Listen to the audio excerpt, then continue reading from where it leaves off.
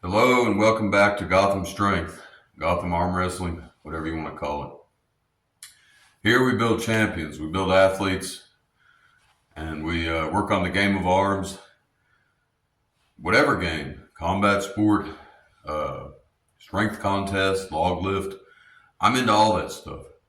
Just so happens that my best shot's in arm wrestling because I hurt my back doing strongman, and I'm not really built for the 1,000-pound super yokes and all that. Anyway, today I want to show you some stuff about the supplemental arm wrestling lifts. Some stuff that's kind of important. Table time should be your table time practice and tournaments. We'll teach you how to arm wrestle and we'll get you to where you need to be. Now check this out. So with the pronation lift, if you're lifting it, and if you need to be able to tell if your arm, if your holding angle is what's failing, or your pronation is what's failing. So if you go to lift the weight, and it starts rotating your wrist outwards before it gets off the floor, and you can't lift it because it keeps moving on you, but you feel like you could lift it, but your wrist keeps turning out, that's your pronation failing.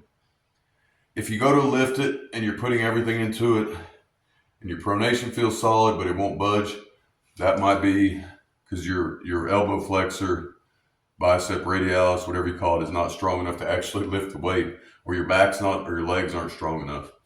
So again, if you go to lift it and it turns you out, palm up, it's your pronator failing. And another way to test that, if you have a weight, say you can't get this weight off the floor and your pronation's failing, you can take the strap and just put it around your hand without, and then if you can lift it, it's your pronator. All right.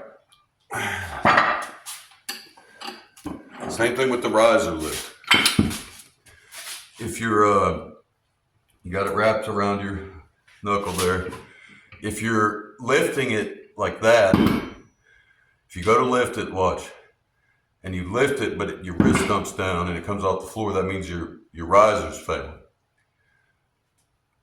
If your wrist gets kicked down.